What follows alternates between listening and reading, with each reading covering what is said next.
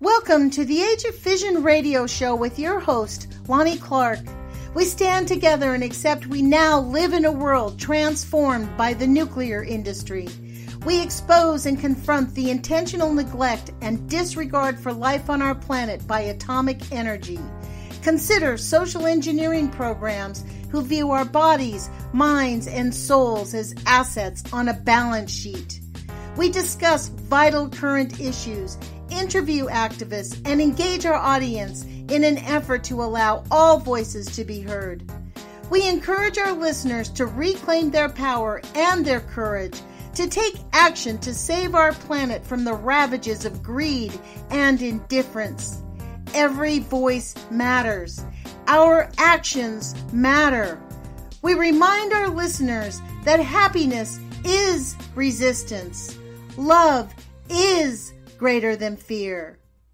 Good morning, UCY. That's UCY TV. I'm used to being on UCY.tv. So I want to thank all the listeners on Real Liberty Media, and I want to thank Vince and Grimner for putting up with me. And I really appreciate being live on the air with all of you. And I hope today's show is going better than it did last week. And I really want to thank everyone for hanging in there on that conversation we had about not just Helen Caldicott's document that she read, but also on, I guess, our political differences. After last week's show on Real Liberty Media, I wrote Vince and said, "Do you guys still want me?" Because obviously, politically, I'm not the same. So, but you know, this is America, and we do value diversity in all its forms. So I am very grateful to be here with all of you. Today I have with us, I don't have an interview today, but there are several articles I definitely want to highlight and read portions of. I don't know if I'll read all of it, but after last week's show, in order for me to produce my show for the Spreaker podcast and KEPW, I had to put together different articles so it could be more cohesive. And I found an article on nuclear-news.net. And it's a really great little website that I would recommend everybody go to. It's nuclear-news.net. And Christina McPherson, Sean McGee, and I think his name is Don Renard. He's a Frenchman. They post articles, and Christina found this. She created an article from a book, basically. The title of the book is called, let me go to the bottom of the thing, it's called Nuclear Darkness. And this article is completely fascinating. The title of it says, "War Planners Ignore the Fire Effect of Nuclear Bombing." And I thought it was timely this week, since we have the lunatic in the White House threatening war on everyone. And, in the back of all of our minds right now, we are thinking about nuclear war. We can't help but think about it. If we go to war with Iran, it is not going to be a conventional war. Well, we don't have conventional wars anymore. We have depleted uranium wars, which is nuclear war. The United States, I think it was 2008, changed its Army manual to say that depleted uraniums are perfectly fine with us, even though the rest of the world considers them as nuclear weapons and illegal to sell. The United States now supplies our so-called friends with depleted uranium weapons, which is basically a nuclear weapon, and it is catastrophic. You can look into what happened at Fallujah to see exactly what happened to those people. Essentially, the people in Fallujah are being told don't have babies for at least 2 to 3 generations. So that's basically genocide. You're asking someone, their great-grandchildren, if your grandchildren are alive today, that their kids can't have kids. Like, what does that mean? Don't have kids. So we are in a hard pickle right now, because most of us, myself included, literally took for granted that the United States military was looking after the interests and the health and public safety of people on the planet. I knew that they were growing into the largest military force on the planet, but who would think that they would be run by a bunch of suicidal, genocidal maniacs? I don't know. I mean, I guess it's kind of like right now in our country, we're watching the GOP literally manhandle and pummel to death our Constitution. Like, by the end of the Trump presidency, if it ends in 12 years like he said it would, will we have a Constitution? I know, I hear people on the other end of this saying, we don't have a Constitution. We do have a Constitution, we just don't have participation. We have 100 million people. It wasn't 10 million. We have 100 million non-voters, as a matter of fact. The 10 million was an incorrect number. There's 100 million non-voters in this country that are eligible to vote. That's a shocking amount of people. This is precisely why we don't have democracy. We have 100 million people just like swinging in the wind going, yeah, it's not working. Let's just keep getting beat up. Imagine if we had 100 million people calling their congressman's office. I mean, the Republicans have already disconnected their phone numbers. You can't contact your congressman in their district. You have to write them an email because they don't want to hear about you. Let me get to this article. It's called City on Fire, Nuclear Darkness by Lynn Eden. And hold on, I'm going to send Grimner a little message.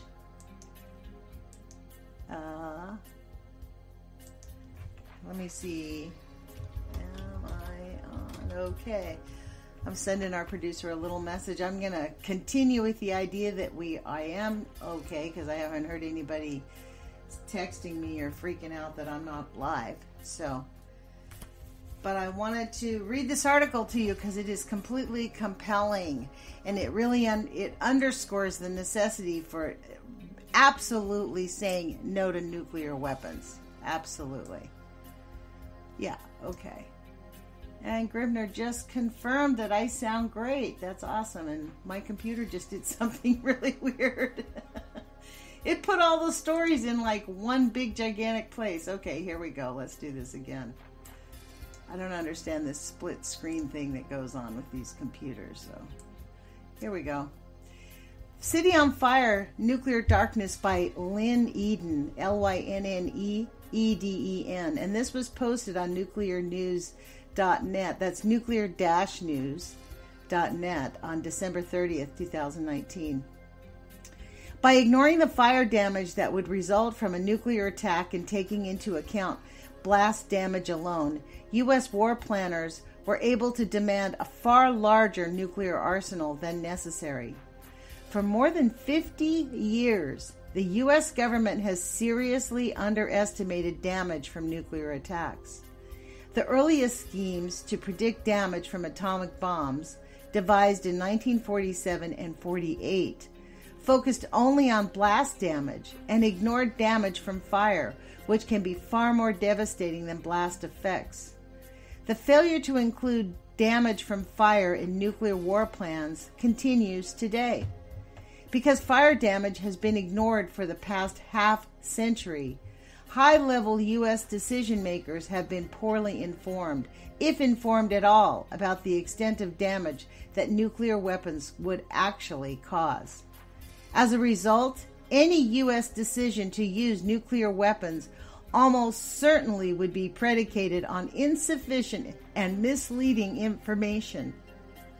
If nuclear weapons were used, the physical, social, and political effects could be far more destructive than anticipated. How can this systematic failure to assess fire damage have persisted for more than a half a century? The most common response is that fire damage from nuclear weapons is inherently less predictable than blast damage. This is untrue. Nuclear fire damage is just as predictable as blast damage.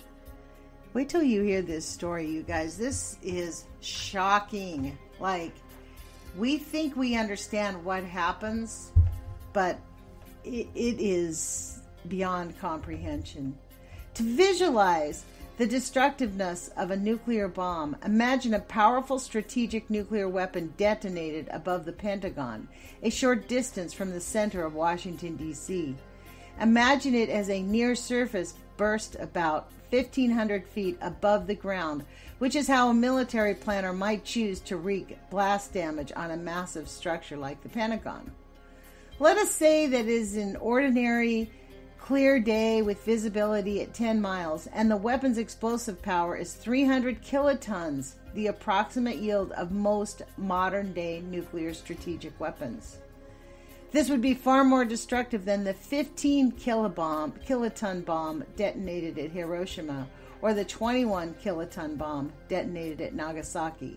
So we're talking about today's bombs are 300 kilotons as compared to 15 or 21. The only two bombs we've ever seen really detonated. Washington, D.C. has long been the favorite hypothetical target, but a single bomb detonated over a capital city is probably not a realistic planning assumption. When a former commander-in-chief of the U.S. Strategic Command read my scenario, he wanted to know why I only put one bomb on Washington. We must have targeted Moscow with 400 weapons, he said. He explained the military logic of planning a nuclear attack on Washington, D.C. You'd put one on the White House, one on the Capitol, several on the Pentagon, several on the National Airport, one on the CIA. I can think of 50 to 100 targets right off. I would be comfortable saying that there would be several dozen weapons aimed at D.C. Moreover, he said that even today with fewer weapons, that makes sense would be decapitating strike for those who command the military forces. Today, he said, Washington is no less in danger than during the Cold War. Dang. And probably way more now. The discussion that follows greatly understated the damage that would occur in a concerted nuclear attack. And not only because I described the effects of a single weapon, I describe what would happen to the humans in the area. But I do not concentrate on injury, the tragedy of lives lost, or the unspeakable loss of its capital city. These are important. But I am concerned about how organizations estimate and underestimate nuclear weapons damage. Thus, I focus largely, as they do, on the physical environment and the physical damage to structures. With this in mind, let us look at some of the consequences of a nuclear weapon detonation, from the first infraction of a second to the utter destruction from blast and fire that would happen within several hours. This will allow us to understand the magnitude of the damage of both effects, but particularly from fire, which is neither widely understood nor accounted for in the damage prediction in the U.S. nuclear war plans. And Donald Trump has repeatedly asked to drop the nuclear weapons. You know, he's itching to be the president who drops the bomb. That's what he wants his legacy to be. That's why he has instigated this thing with Iran. He really, I predict that when the facts come out about his criminality, within hours we will see a nuclear weapon detonated. He is not going to leave peacefully. He is a violent, malignant domestic abuser. Back to the story. The detonation of a 300 kiloton nuclear bomb would release an extraordinary amount of energy in an instant, about 300 trillion calories, within a millionth of a second.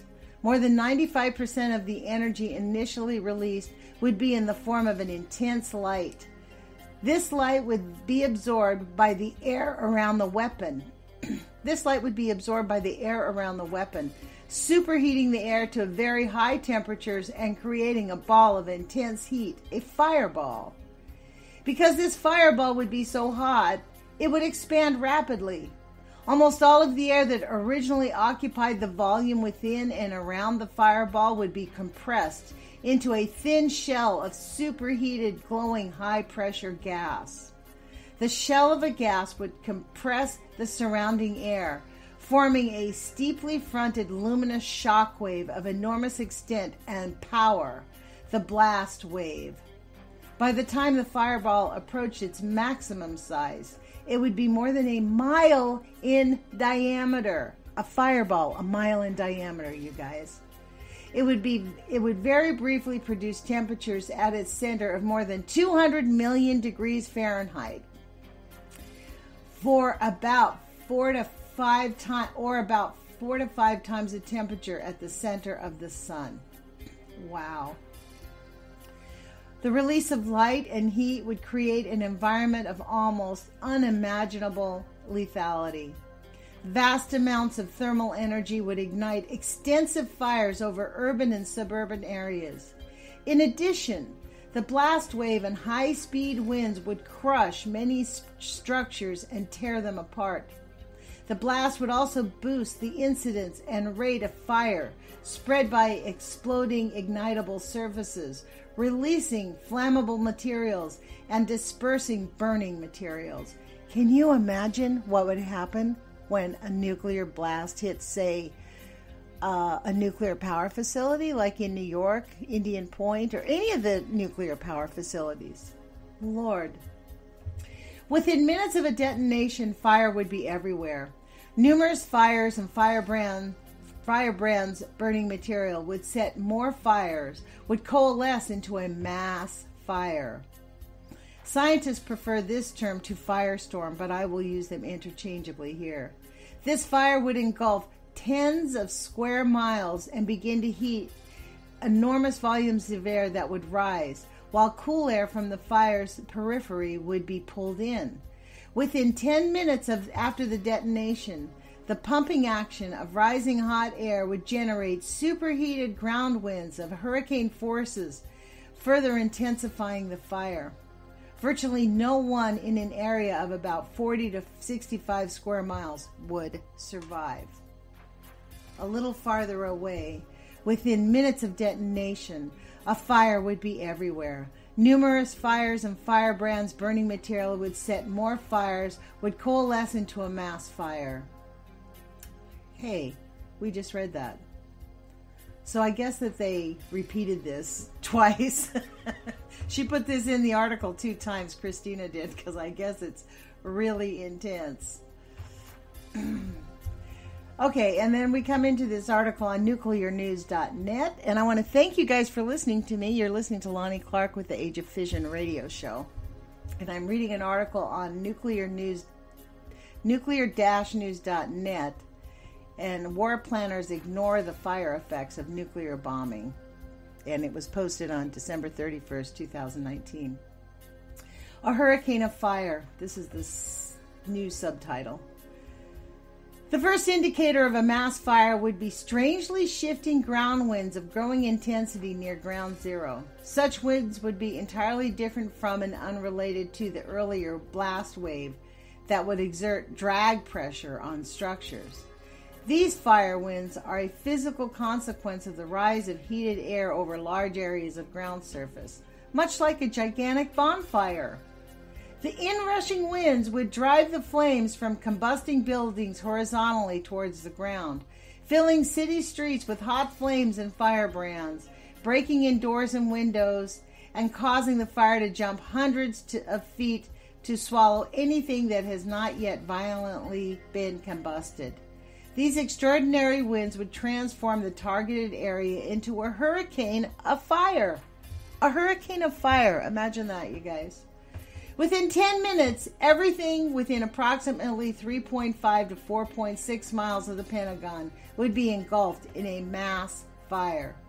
The fire would extinguish all life and destroy almost everything else. I guess so. 300 billion degrees? Like, that's outrageous. Firestorm physics. This description of the physics of a mass firestorm is based on the work of a few scientists who have examined in detail the damaging effects of nuclear weapons, including nuclear engineer Theodore A. Postol and physicist Harold Brody. Postol is one of the country's leading non-government funded technical experts on nuclear weapons, missiles, and arms control. Brody's 5-decade career has been devoted to the study of nuclear weapons effects. That mass fires have occurred and that something like the firestorm described here could occur is not in dispute.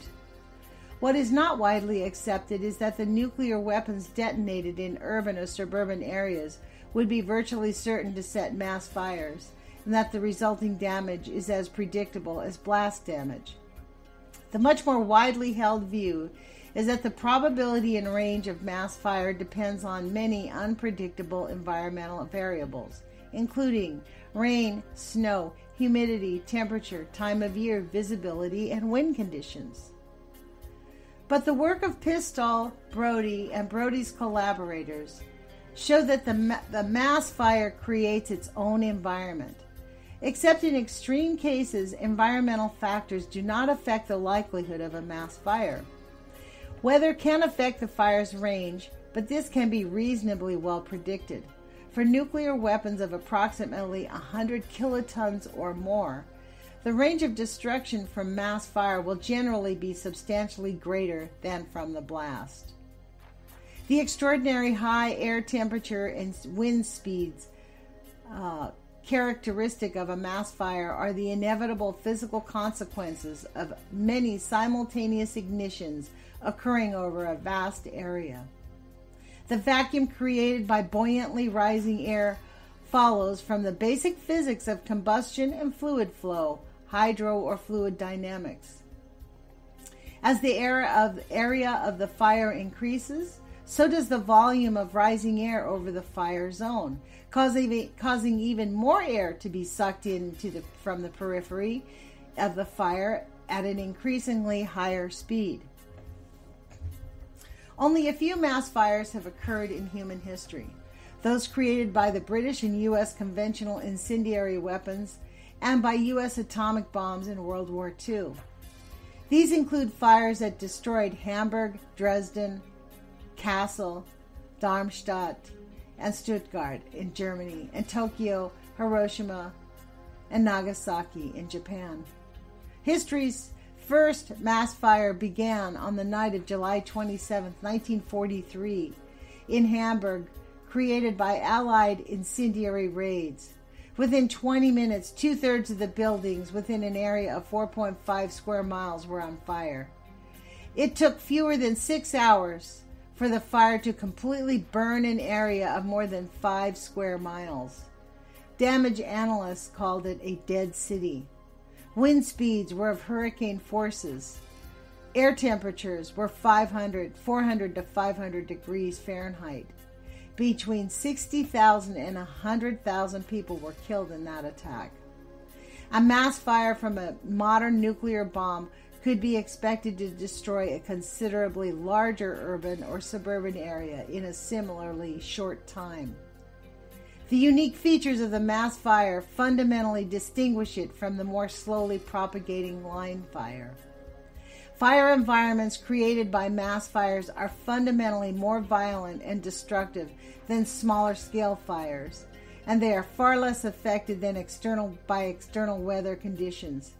They are not substantially altered by seasonal or daily weather conditions.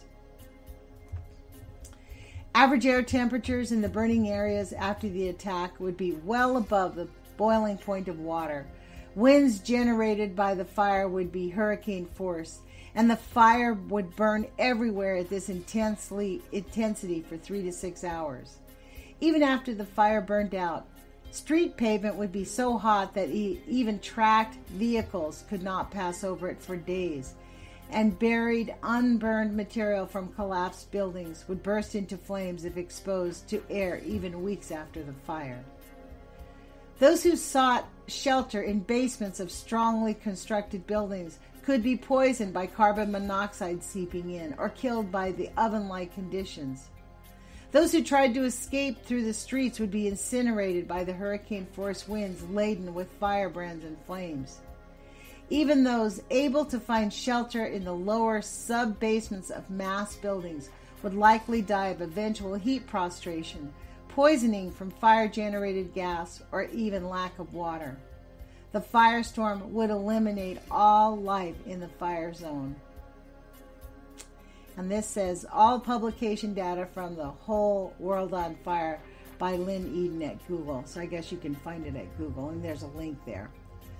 So I really wanted to share that with you, especially after last week's discussion with Helen Caldecott about the necessity of not going to war, of refusing to,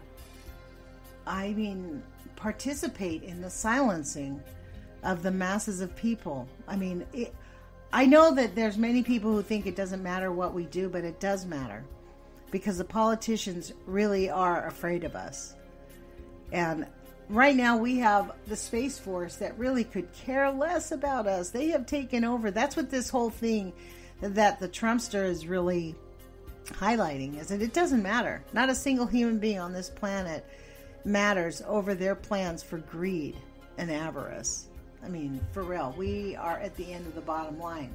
However, I think if people understood the gravity that they could not be safe, there is no place for them to go if they start a nuclear weapon, a nuclear war. And it is beyond comprehension that people even think that that is a viable alternative. With Trump saying that we should drop nuclear bombs on people, it's like, I've read several articles where he's like, well, why can't we just nuke them? Why can't we? I mean, the guy has absolutely, he's a danger in terms of being president of the United States. He's a complete danger to the entire planet because he has absolutely no comprehension. He's got the lowest intellect of anybody to ever hit the White House, even lower than George W. Bush. I mean, at least Shrub understood the gravity of some of the things he was doing. This lunatic, he takes delight in it. He's literally a violent domestic abuser. It's really frightening. And you know what I say? I just refuse to be afraid. I'm not going to let them scare me. But I will get active. And I am going to bother my elected officials. I mean, I am going to go after them and tell them exactly what I think. Whether they... I mean, obviously, we can look around. Look at all the newspaper articles that have been written about nuclear contamination. Look at all the little organizations all around the country. NEARS, Beyond Nuclear, San Onofre Safety, Mothers Against War. I mean, there's just truckloads of them popped. The women in St. Louis. I mean, imagine living in St. Louis knowing that you were living right next door to a nuclear dump site, and it is poisoning your children, and the government will not relocate you and is not really, doing that much. They put a cap on the top of the leak. But, there's many days if you go to the Facebook page of Just Moms STL, and there's women holding their nose like that. They're holding their nose with pictures because evidently on some days around the leaking nuclear site at the Westlake landfill, it smells like rotten eggs. It smells so bad.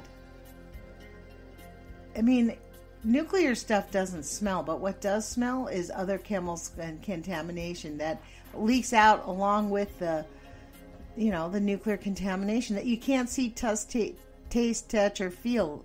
I mean, it's actually a real shock. Over the last weekend, I drove down to, I live in Eugene, Oregon, and it was like an 18-hour drive, honestly. I drove from Eugene to Oceanside to visit my sister, who is dying of cancer.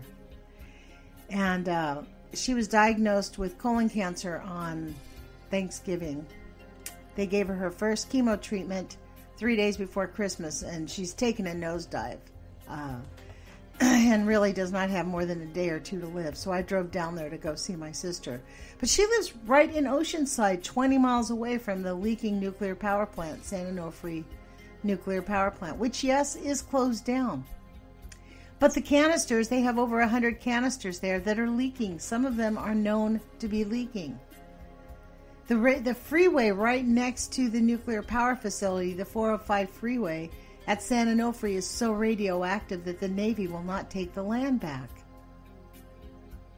And so when I drove down there, it was so weird because in front of my sister's little house that she has was her neighbor had an orange tree. And I picked an orange, and afterwards I thought, what am I doing? I'm not eating this orange. Especially oranges. Oranges are very absorbent. They are not, you don't want to eat an orange growing in a nuclear area, that's for sure. But you couldn't taste it. I mean, San Diego is beautiful. It looked just like it did 30 years ago when I lived down there. Blue skies, you couldn't smell it, you couldn't taste it, you couldn't feel it. And it's probably not everywhere. It's probably like hot spots because it's downwind. This is the situation that millions of Americans live in right now. And our obligation is to learn how to live with it and not be freaked out about it. Like, how do you deal with that? Well, you want to know what I do is I take a lot of vitamin C, 10 to 20,000 milligrams of vitamin C a day. There's a really great book. It's an online book called Primal Panacea by Dr. Levy. He wrote this book because he believes that vitamin C is a cure to heart disease. And he talks about how the AMA has absolutely no interest in healing anyone. They are not interested in healing you. So your heart medications, that's not going to heal you. It's going to cover up the symptoms. But I do that, and I take a half a teaspoon of baking soda every day.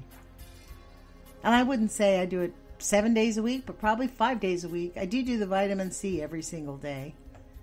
There's things that we can do for our bodies. Avoid sugar as much as you can. Sugar's a cancer magnet. Although, if you're exposed to radioactivity on the regular, if you're an adult, you know, it will likely be manifested in your children. Your children become sterile. They have autoimmune diseases. They have diabetes, cancer, schizophrenia, autism. These are all symptoms of exposure to low-level radioactive contamination, which we have a plethora of in this nation right now. In fact, worldwide, we're seeing an outbreak of it, and no one wants to discuss the scientific information that John Goffman and Dr. Arthur Tamplin proved in their scientific studies for 10 years when they were hired by the U.S. government to figure out what to do with this nuclear waste. What they discovered is that it is 100% detrimental to the human body. No ifs, ands, or buts. There's nothing good about it. And so people say, well, we have radioactive medicine now. Well, no. Those people that usually get the radiation treatment 5 to 10 years later, they're dead. So it might give you a little bit extension of life, but it's not a cure for cancer. And there are cures for cancer. I have seen people be cured of cancer. I've known people who have survived it. But you know how they did it? By juicing. By refusing to eat chemicals and really intensely juicing and taking high levels of vitamin C and giving your body what it needs to fight off whatever it is that's causing your system to fail. So let me see where we're at with the time. Let's see. Yeah, we're halfway through. So you've been listening to Lonnie Clark with the Age of Fission radio show. I want to thank my listeners for coming to this program and listening. We're live now on Real Liberty Media, and you can join us there and live stream from Real Liberty Media. Real Liberty Media is also on Twitter and also on Facebook, I believe. I see them on Twitter. That's actually where I get my news feeds, is I go to the Twitter feeds and click through the links and find it that way. I'm kind of a Twitter hound now that the trader has shoved us. I can't wait for his tax returns to come out because I have I'll bet you $1 million he has huge investments in Twitter. I bet he bought big time into Twitter in 2016. Because that's why he does his foreign policy and his domestic policy on Twitter in the middle of the night while he's stuffing his face with potato chips. You know what's really astonishing about what's going on in our nation, though? It's like this nuclear industry. What about all the people in this industry? All the liars, all the people supporting the lies, all the scientists who actually know the truth. They know the facts. They know that they are doing everything they can to mislead the public, and yet they continue to do it. They have absolutely no idea how to stop the fission, the process of fission that's going on at Fukushima or at Sellafield or even at Hanford, where they're delaying figuring out what to do with the waste. I mean, Donald Trump recently reclassified 100 million gallons of high-level radioactive waste into low-level radioactive waste so they could save money in storing it. Honestly, it is really beyond comprehension. What I really want to do right now, though, I see we're at just about 38 minutes, is I want to read to you a poem from The Way of Life from Lao Tzu. And for those of you who don't know, Lao Tzu was born, what did they say? I'll just read it right from this book. This is a translation by Witter Bynner, his book of poetry called The Way of Life. It says, legends as to Lao Tzu are more or less familiar. Immaculately conceived to a shooting star, carried in his mother's womb for 62 years, and born, it is said, white-haired in 604 BC, he became in due time keeper of imperial archives in Luoyang, an ancient capital that is now the Chinese province of Honan. So that's pretty interesting. They thought he was born. Legend has it that he was born 65 years old with white hair. So how old was his mother when he was born? Anyone ever think about that one? Okay, here's number 8. I really love this poem, and the reason I'm sharing this is so we can get some of our humanity back. Man at his best, like water, serves as he goes along. Like water, he seeks his own level, the common level of life, loves living close to the earth, living clear down in his heart, loves kinship with his neighbors, the pick of words that tell the truth, the even tenor of a well-run state, the fair profit of able dealing, the right timing of useful deeds, and for blocking no one's way, no one blames him. Remember that when we used to have fair dealings? Now we're just sort of used to everybody. I mean, every nation is, it's actually stunning. I guess what Trump really actually did was pull the Band-Aid off the wound and expose the corruption at every level of government inside the United States. He's not the only one who's as corrupt, who's an evil abuser. It's all the people around him. Who are the people that devised the cages to stuff children into? It's beyond comprehension. Or to whisk them away to sell them on the sex trade. Someone's made some money selling those missing kids and children. It's beyond comprehension. I'm going to read another poem, you guys. Here it is, number 48. Life on its way returns into a mist. Its quickness is its quietness again.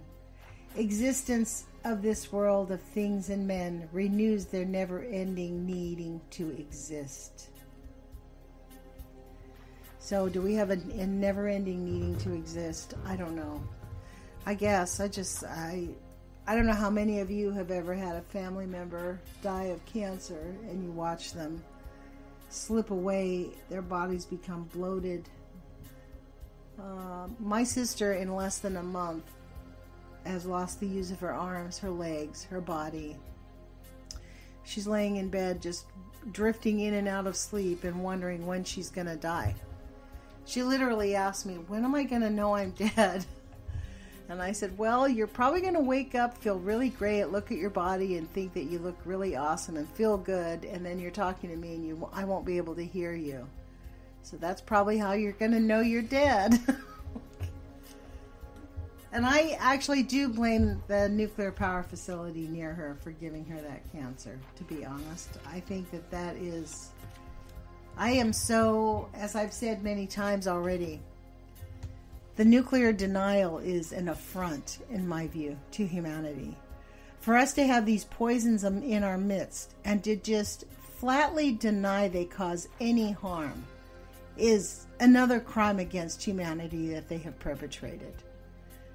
It's one thing to set these poisons off on us and force us to deal with them in a way that we have no idea. We're not even prepared. We don't even live in a country where your medical bills will get paid. So we're forced to go bankrupt to deal with poisons that have been thrust on us by the capitalists, who view us literally as assets on a balance sheet. Hang on, I need to cough. I'll be right back. Sorry for that. I think the question, though, really that is intrinsic on all of us, it's sitting on my heart all the time, though. What do we do with it? How do we deal with it? Or do we just live our lives the best that we can until we don't live anymore and try to stay out of the line of fire? Because there's definitely going to be some fire going on. I don't know if any of you have ever been a Baha'i, but the prophecy of Baha'u'llah literally kind of explained that there is going to be big, massive fires on the West Coast. And in my view, when he described it, it was, when I look back on it, it's about a nuclear bomb hitting somewhere and hitting a nuclear power facility or some type of a nuclear facility, because the fire that he describes just goes on unimaginably and reaches into the sky. This was a prophecy Baha'u'llah had while he was sitting in prison for over 40 years in Iran for, Baha'u'llah is but the Baha'i faith is kind of an offshoot of the Muslim faith, but not really, because it accepts all faiths and all prophecies. And for that heresy, Baha'u'llah was thrown into jail for over 40 years until his death. He wrote a lot of things from jail. And this vision about Los Angeles, the West Coast going up in flames, was one of them. It's stuck in my head. I did follow the Baha'i religion like 20 years ago. And recently that prophecy sort of came into my head because it seems like it could be a reality, to be honest. It could be something. Now, the good news is that Baha'u'llah actually does believe in the value of the United States and our commitment to openness and freedom and all humanity. So, I don't know. It's an interesting faith. If any of you ever follow the Baha'i religion, it's not a bad religion. If you're looking for one, if you're out there looking for a religion, the Baha'i religion is not a bad one, because you can kind of do whatever you want to do with it. And it's a pretty kind religion. It's non-violent. They don't believe in war, which is a good place to start. That's what I think. I personally gave up on all of the whole religion thing. I think that it is a way to control men, women, and children. So let's look at this other article. Nuclear power is clean if you ignore all the waste. That was written on January 4th, 2020. Wow. So it says, this story was originally published at the High Country News and appears as part of the Climate Desk collaboration, and it was written by Jonathan Thompson. Nuclear power generates electricity without emitting greenhouse gases or other air pollutants. Yet it hasn't been extensively deployed to fight climate change because of safety fears, the high cost of construction, and perhaps more importantly, the hazardous waste or spent fuel reactors produce. Now, as the climate crisis worsens, pro-nuclear groups are speaking out. One such group, Atomic, argues that nuclear power doesn't really have a waste problem. All 88,000 tons of waste or so produced by reactors in the U.S. could fit in a single football field, just as we've heard that many times. Stacked just 24 feet high, it says, with the waste produced by an individual's lifetime energy consumption fitting in one soda can. Compare that to the 100 million tons of solid waste, about a 5-mile high pile on a football field, that U.S. coal-fired power plants kick out each year. These figures are accurate, but incomplete. They leave out several steps that precede the power generation phase, each of which produces sizable quantities of hazardous and radioactive waste. By omitting these, we risk ignoring the bulk of the nuclear industry's human and environmental toll. The following diagram, and I don't know if I'll be able to explain it, quantifies the waste that is produced from mining to power generation from a year of power production, enough for about 2.44 million households, at a plant the size of Palo Verde Nuclear Generating Station in Arizona. The Palo Verde Generating Station in Arizona is the largest nuclear power facility built in the United States. It would take about 1.7 billion soda cans or a football field stacked 850 feet high to contain 1 year's waste. Palo Verde Generating Station generates 31,000 gigawatts of power each year. This requires about 86 tons of uranium oxide, enriched to 3 to 5% uranium-235. In order to produce that, oh my gosh, you need to start with an extraction. You need mines 323,824 tons of ore. They have conventional iron. Then you have to have 912.1 tons of uranium, hexafluoride, for producing 43.6 tons of solid waste and 4,800 cubical meters of liquid waste. Each one must be milled. I mean, this goes on, and then you have the enrichment, then you have the fuel fabrication. Then we're talking about the water. 24 billion gallons of water per year is used to process this. This is beyond comprehension. So in order for the coal burning plant to produce 31,000 gigawatts per the same year, this is what you need to do. So basically you get 15.24 million tons of coal mined, and then you have to burn 44.8 million tons of carbon dioxide, and then the water, how much water is used. Like nuclear power, coal power uses large quantities of water, but it's 9 billion gallons per year. Wow. See what I'm saying here, folks? Damned if we do, damned if we don't. I think that we need to learn how to make our candles again and start using candlelight and go to bed at a decent time and have limited internet access. I mean, I don't know. I guess the people with all the money will have access to everything all the time anyways. What is the answer? Like, this is the weird part. We're living in this weird time where we can see it coming. It's kind of like, I don't know how, I mean, I'll just share with you my experience as a child. I grew up in a household that was excessively violent. My dad would come home in a bad mood, and he'd pick on one of his 8 kids. Typically never me. I was like one of his favorite kids that he liked. But, you know, between him and my mother, there was a lot of violence in our household. And we'd just come home and wonder when the axe was going to drop. I'm sure there's millions of other Americans that went through this same experience.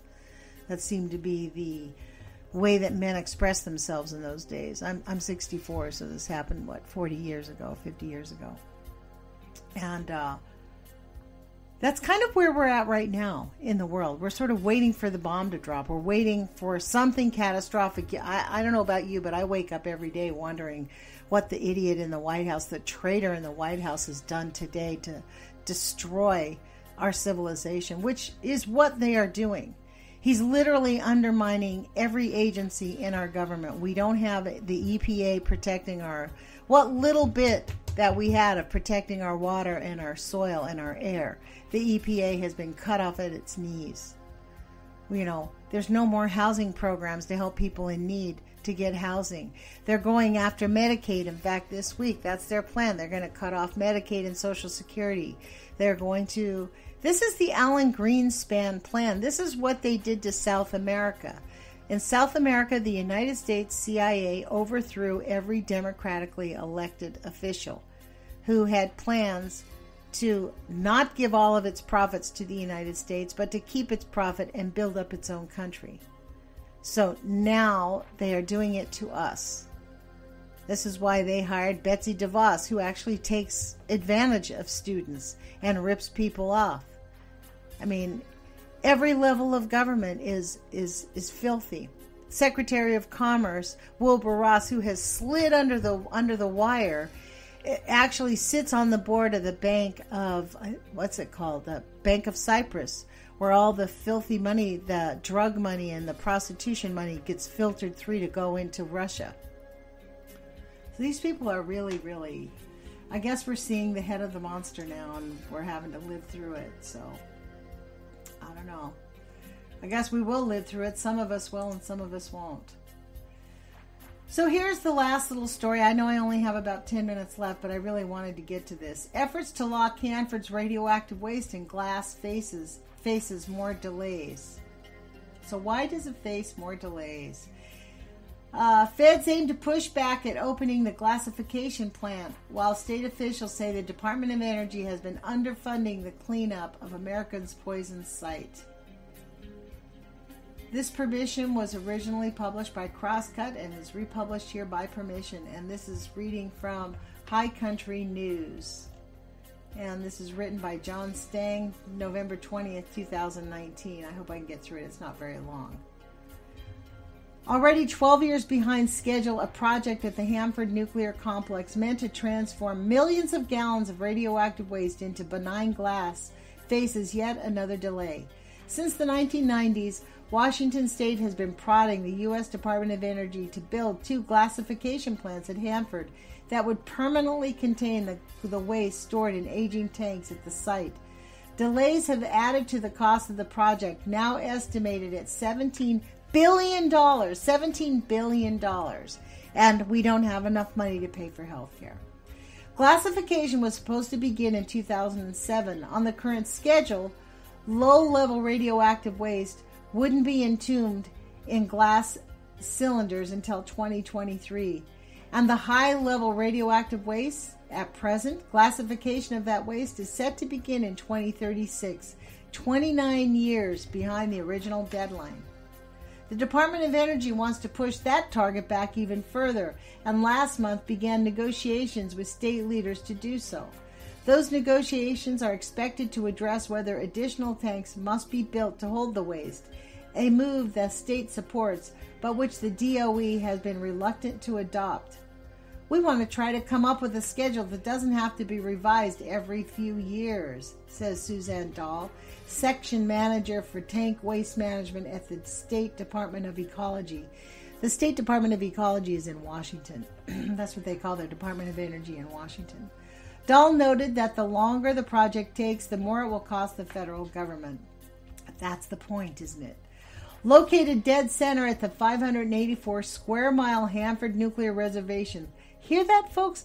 584 square miles of a Hanford Nuclear Reservation. The most radiologically and chemically polluted spot in the Western Hemisphere. The site's 177 underground tanks hold 56 million gallons of radioactive fluids, sludges, and chunks, mixtures of roughly 100 different substances. And that includes their old tools. Hanford's 149 single-shell tanks are all beyond their design lives, and at least 67 have leaked. 67 out of 149. More than 1 million gallons of waste have seeped into the ground in the plume extending towards the Columbia River 7 miles away. Some of the leaked waste has even reached the river. Some? It's in the river. The site has also had 28 newer, safer double-shell tanks, which are now at the end of their design lives. The inner shell has leaked in one of the double-shell tanks, rendering it useless. Since the mid-1990s, Hanford's master plan has been to build a facility to mix and melt the waste with glass flakes to encase the radioactive substances in huge glass logs capable of holding the radiation for 10,000 years.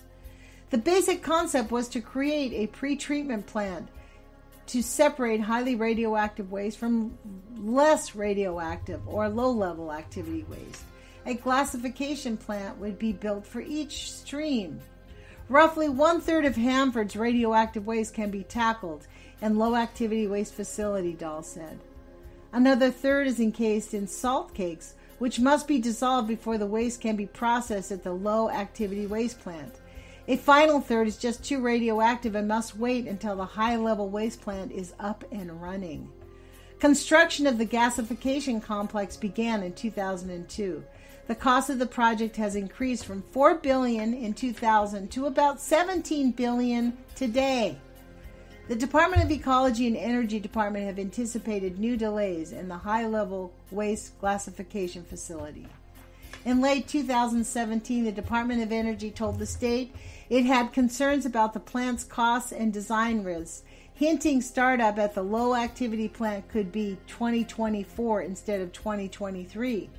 However, Dahl and Alex Smith of the Department of Ecology Nuclear Program Manager recently said in an interview that the state expects the low-level activity waste plant to open in 2023.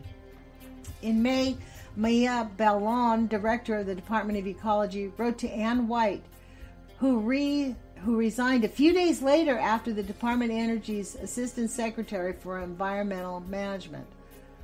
No way, I didn't know she retired.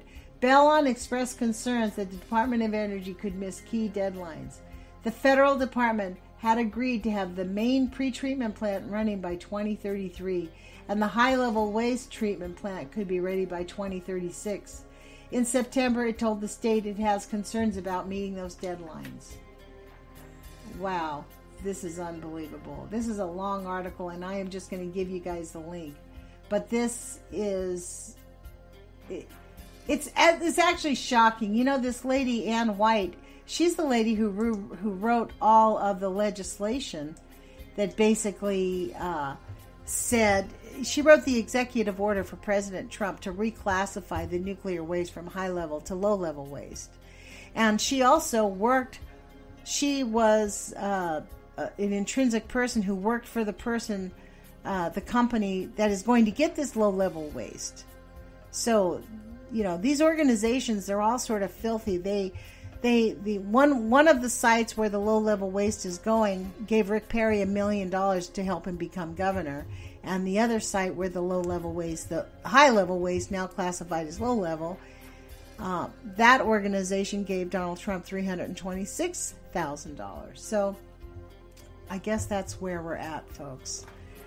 I see we're at the end of the hour. I really want to thank you for joining me. You've been listening to Lonnie Clark with the Age of Fission radio show. And as I always tell you, put your courage feet on, because we definitely need it. We are literally... It really will require all of us to actively engage and decide that this is important enough. I personally do not want to see all of my grandchildren dying of cancer. Hopefully we'll be able to stop these monsters from killing us all. So put your courage feet on, you guys. I want to thank all of you for listening. This is Lonnie Clark with the Age of Fission radio show. I want to thank Real Liberty Media for carrying my show. I appreciate your patience with me. Thank you to KEPW 97.3 FM LP in Eugene and Springfield, and serving the Springfield area. I want to thank you for carrying my show. And put your courage feet on, and we will talk to you guys soon. Take care. Thank you for joining the Age of Fission radio show with your host, Lonnie Clark. We'll be back next week to bring you more information about the nuclear industry and the harm it's causing our planet and humanity. Find all of our podcasts on Spreaker.com or on YouTube at Nuts for Art, NUTZFORART. Thank you for being part of the solution.